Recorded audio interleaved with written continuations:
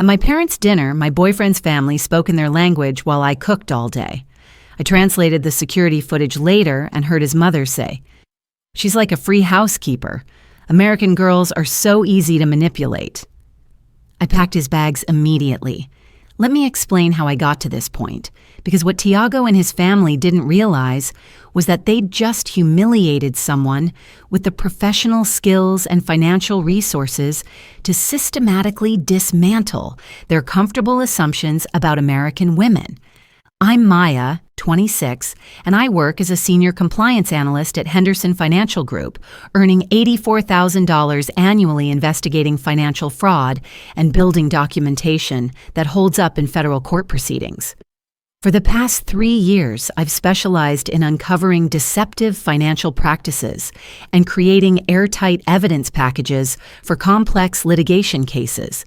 My job literally involves identifying people who think they're smarter than the system and proving them wrong with methodical precision. I met Tiago 8 months ago at an international street food festival downtown.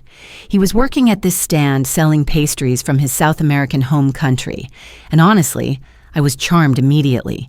He had this accent that made everything sound romantic, gave me an extra pastry with his number written on the napkin like something out of a movie, and seemed genuinely interested in my work when most guys glaze over at financial compliance. The first few months were amazing. He was attentive, sweet, constantly complimenting me and wanting to spend time together. He'd tell me stories about his culture, how different things were back home, and I found his perspective fascinating. After about 6 weeks of dating, he started staying over more frequently at my one-bedroom apartment, which I was proud of since I'd been completely financially independent since turning 20. Here's where my professional training should have kicked in, but I was blinded by what I thought was romance. Tiago never offered to contribute to rent, utilities, or groceries. When I brought it up around the 3-month mark, he immediately deflected with, "I still have no stable income. You know how hard it is with visa restrictions." I understood immigration challenges are real, so I accepted his explanation and continued covering our shared expenses. But then came the subtle criticisms. "Women from my country don't talk like that. The way you dress is very American. You're so loud when you laugh." At first, I dismissed these as cultural differences, but they escalated to more pointed comments like, "You wouldn't survive back home. Women there know when to be quiet," and disapproving faces when I spoke during dinners with his friends. Meanwhile, our financial imbalance was getting worse. Tiago picked up occasional food delivery gigs, but most days I'd come home from 9-hour workdays to find him playing games on my laptop, asking what was for dinner. I was covering $1,400 monthly rent, $200 utilities, $400 groceries, plus his $180 monthly phone bill and various entertainment expenses. My detailed expense tracking, which I maintain for tax purposes, showed I was subsidizing approximately $1,800 monthly of shared costs, while he contributed maybe $300 from sporadic delivery work. The breaking point came last weekend when Tiago announced his parents were visiting and wanted to have dinner at my apartment. He immediately started giving me instructions. "Please don't joke too loudly. Don't be rude. Be respectful. My mother is very traditional." I spent the entire Saturday cleaning our apartment until it was spotless, then cooked 3 elaborate dishes, including a complex recipe from his country that took me 4 hours to figure out. His parents arrived at 7 p.m., polite but distant. They smiled and nodded at me, but something felt off immediately. Within minutes, they started speaking exclusively in their native language, and I mean exclusively. Even sitting across from me at the dinner table I'd spent all day preparing, they conducted entire conversations while I sat there smiling and nodding like an idiot. Halfway through dinner, I realized I'd forgotten cream for the dessert and needed to run to the corner store. I announced I'd be back in 15 minutes, grabbed my keys, and left them continuing their animated conversation. Here's what I didn't remember until the next morning. 18 months ago, after a break-in where my laptop and jewelry were stolen, I installed 2 small security cameras in my apartment. One faces the living room from the bookshelf, one covers the kitchen from the counter. They're not hidden, just regular Amazon security cameras that I'd stopped checking regularly but kept for peace of mind. Standing in my kitchen the next morning, making coffee while Tiago slept, I suddenly realized I could actually find out what they'd been discussing while I was gone. At first, I felt weird about it, but then I remembered these are visible cameras in my own apartment, and they'd been having intense conversations about something while eating food I'd prepared. I pulled up the security app on my phone and found the footage from when I'd gone to the store. For about 2 minutes, it was just more of the same conversation, but then their body language shifted completely. His mother started gesturing more animatedly toward the kitchen where I'd been cooking all day. His father was nodding and occasionally laughing, and Tiago was smiling and nodding along with whatever they were saying. I couldn't understand a word, but I remembered an online transcription service I use for work that can translate audio files. I downloaded the clip and uploaded it, and an hour later, I had a complete English transcript that made me physically nauseous. His mother had said, "She's not very pretty, but she cleans up after you well. At least she knows her place." His father replied, "She's like a free housekeeper, smart choice." And Tiago, the man I'd been financially supporting for months, laughed and responded, "She's useful. The apartment is always clean. Food is always ready. American girls are so easy to manipulate. Just make them feel bad about asking for anything, and they'll give you everything." They continued mocking my appearance, my job, my apartment, even the food I'd spent all day preparing while eating at my table in my home.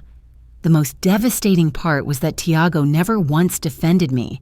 Instead, he participated enthusiastically, adding details about how he'd trained me to handle all the boring household stuff while he focused on enjoying himself. As I read through the complete transcript, my professional analytical mind started cataloging exactly how extensive this deception had been. This wasn't just casual disrespect. This was systematic financial and emotional manipulation with a clear strategy behind it. I sat there staring at my phone screen, my mind racing through all those little critical comments he'd made over the months. All the times he'd made me feel inadequate or too demanding. It all made perfect sense now. He'd never respected me as an equal partner. I was just convenient. But what Tiago and his family had no idea about was who they'd just humiliated. While they saw me as some naive American girl to be manipulated, I was actually someone who spent 40 hours a week identifying financial fraud, building evidence packages, and working with legal teams to ensure accountability. My professional relationships included Patricia Brennan, one of the city's most aggressive family law attorneys, Marcus Webb, a forensic accountant who specializes in asset recovery, and Jennifer Hayes, a private investigator who helps verify suspicious financial claims. More importantly, my detailed expense tracking meant I had comprehensive documentation of exactly how much Tiago had cost me through his deception. Over 8 months, I'd covered $14,400 in shared expenses he'd avoided while contributing only $2,400 of his alleged unstable income. But during this same period, his social media showed regular purchases of gaming equipment, concert tickets, and expensive meals with friends, indicating he'd been selectively claiming poverty while spending freely on his personal priorities. Tiago was still asleep as I sat in my kitchen, processing everything and developing a strategic response. He had no idea I'd discovered his family's true opinion of me, and he certainly had no idea about my professional capabilities or the resources available to me. When he woke up around 10 a.m. asking what I was doing, I simply said I was checking emails. He kissed the top of my head like nothing had happened and headed for the shower. That's when I knew exactly what I needed to do. I pulled out 2 large garbage bags and started systematically packing his belongings. There wasn't much because he'd moved into my established life with basically nothing, but I carefully documented everything as I packed. Clothes, his gaming headset, shoes, toiletries.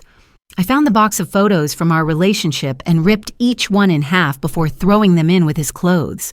When Tiago walked out of the bathroom with a towel around his waist, he stopped dead seeing the bags and the expression on my face. "What are you doing? Is something wrong?" His voice had this nervous edge I'd never heard before. I stayed calm and methodical, continuing to pack while I explained that I knew exactly what he and his parents had said about me while I was at the store. I told him I had security footage from my cameras, that I'd had it professionally translated, and that I understood he'd been calling me his personal housekeeper to his family. The way his face changed was remarkable. First shock, then immediate denial. "You must have misunderstood the translation. You don't understand the cultural context. They were just joking." When he realized I wasn't buying it, he switched to anger, yelling about how I was spying on him, how I'd invaded his privacy by recording conversations in my own apartment with visible cameras that had been there since before we met. I remained weirdly calm through his entire rant, just continuing to pack his stuff. That seemed to make him angrier. He grabbed my wrist hard and pulled me away from the bags, saying I was crazy, that I was overreacting, that this was why women from his country were better, because they didn't act hysterically over nothing. That's when I lost my composure. I yanked my arm back so hard his nails scraped my skin, shoved him away from me, and told him he had 20 minutes to get dressed and leave or I was calling police. He called me crazy and said I'd be nothing without him, that I was throwing away the best thing that ever happened to me. I actually laughed at that. The best thing? Someone who mocked me to his parents, contributed nothing financially, and treated me like hired help. I reminded him that everything he'd been enjoying was mine. My apartment, my food, my streaming subscriptions, my everything. I told him he was a parasite, not a boyfriend. That hit a nerve. He got red-faced, and for a second, I thought he might hit me. Instead, he grabbed the packed bags, stormed into the bathroom to get dressed, and emerged fully clothed but still ranting. As he left, he kept trying to have the last word, saying I'd regret this, that I'd call him crying within days, that no one else would put up with me. He knocked over my entry table on his way out, sending keys and mail flying across the floor. After he left, I sat on my living room floor examining the red marks on my wrist that were already starting to bruise. That's when the reality hit me of how bad I'd let things become, how I'd allowed someone to treat me this way for months while I subsidized his lifestyle. I immediately called a locksmith, paying $275 for emergency Sunday service to have my locks changed by 6 p.m. Then I gathered everything else Tiago had left behind: phone charger, books, jacket. I put it all in a bag by the door. The text started around 8 p.m. First just, "You're making a big mistake." Then, "I left my charger and some things. I need to come get them." Then, "Are you seriously ignoring me after everything I've done for you?" By 10 p.m., the tone shifted to, "I'm sorry if you misunderstood what we were saying. It's a cultural thing and, can we please just talk? You're overreacting." I blocked his number, then remembered he could contact me on Instagram and WhatsApp, so I blocked him on every platform, including LinkedIn. Monday morning brought 17 missed calls and 30 texts from new numbers, ranging from angry to apologetic to manipulative claims about having nowhere to go. Around noon Monday, there was a knock at my door. Through the peephole, I could see Tiago. I didn't answer, just sat silently on my couch, watching him through the peephole for 10 minutes until he finally left. But I wasn't just hiding and hoping this would blow over. My professional training in building evidence packages was kicking into full gear, and I was developing a comprehensive strategy to ensure Tiago faced appropriate consequences for his deception and manipulation. First, I contacted Patricia Brennan, the family law attorney who'd worked with my firm on several asset recovery cases. Patricia owed me professional favors since my investigations had helped her secure over $300,000 in hidden asset recoveries for her clients over the past 2 years. "Patricia, I need consultation on a domestic situation involving systematic financial deception and emotional manipulation," I explained. sending her my documentation of expenses and the translated audio transcript. Patricia's response was immediate and strategic. With your income level, documentation standards, and evidence of his deceptive practices, you're in an extremely strong position. He's created legal vulnerability through his pattern of financial misrepresentation and manipulative behavior. Next, I called Marcus Webb, the forensic accountant who'd helped me trace complex financial fraud in multiple professional cases. Marcus, I need a complete financial analysis of an 8-month domestic partnership where one party systematically avoided shared obligations through deliberate deception about their financial capacity. Marcus's preliminary analysis was devastating. Tiago hadn't just been avoiding expenses. He'd been actively deceiving me about his ability to contribute. His credit card statements, which Marcus accessed through professional databases, showed over $6,000 in discretionary spending. During the same period, he claimed he couldn't afford basic household contributions. Finally, I contacted Jennifer Hayes, the private investigator who'd handled background verification for several of my high-value clients. Jennifer, I need a comprehensive profile on someone who's been systematically manipulating me, focusing on actual financial status, employment verification, and any other relationships that might explain his behavioral patterns. Jennifer's investigation revealed the most infuriating details. Tiago had been portraying our relationship completely differently to his social circle. His group chat messages showed him bragging about having trained me to handle all the boring household responsibilities, while he enjoyed himself. He'd been describing me to friends as someone who didn't mind taking care of practical stuff rather than acknowledging I was subsidizing his lifestyle. Even worse, Jennifer discovered that Tiago had been maintaining dating profiles on multiple platforms throughout our relationship, describing himself as recently single and looking for someone more exciting than his current situation. The profiles showed photos from expensive restaurants and events that I had paid for, while he marketed himself to other women as someone with disposable income and an active social life. Armed with this comprehensive intelligence, I developed a systematic plan that would ensure Tiago faced full accountability for his choices, while demonstrating exactly how expensive it is to manipulate someone with professional investigative resources. The beauty of my approach was that every consequence would result directly from Tiago's own actions and lies, not from vindictive behavior on my part. I was simply going to remove my financial support and allow him to experience the natural results of his actual earning capacity without my subsidization. I started by systematically removing every item I'd purchased from our shared apartment, documenting each removal with photos and receipts to create a comprehensive inventory. The couch, television, kitchen appliances, bedding, cleaning supplies, even the router that provided his internet connection, all purchased with my money over 8 months of subsidizing his lifestyle. I also arranged to transfer all utilities and services that were in my name to Tiago's responsibility. The internet, electricity, water, garbage collection, and streaming subscriptions he used daily were all services I'd set up and managed. I contacted each provider explaining that I was moving out, and the remaining tenant would need to establish service in his name within 30 days or face disconnection. Within 3 days of my strategic implementation, the consequences were cascading exactly as I'd predicted. Tiago was calling frantically about disconnected internet service when he failed to establish accounts in his name. He'd assumed all services would continue automatically, never understanding that I'd been managing every aspect of our shared living expenses for over 8 months. By the end of the week, our landlord contacted me asking about Tiago's ability to maintain rent payments. Tiago had apparently tried to negotiate a payment extension by claiming his roommate had abandoned him unexpectedly, but the landlord pointed out that both our names were on the lease, making us jointly responsible regardless of personal circumstances. The financial pressure intensified rapidly because Tiago had structured his entire lifestyle around my income contribution.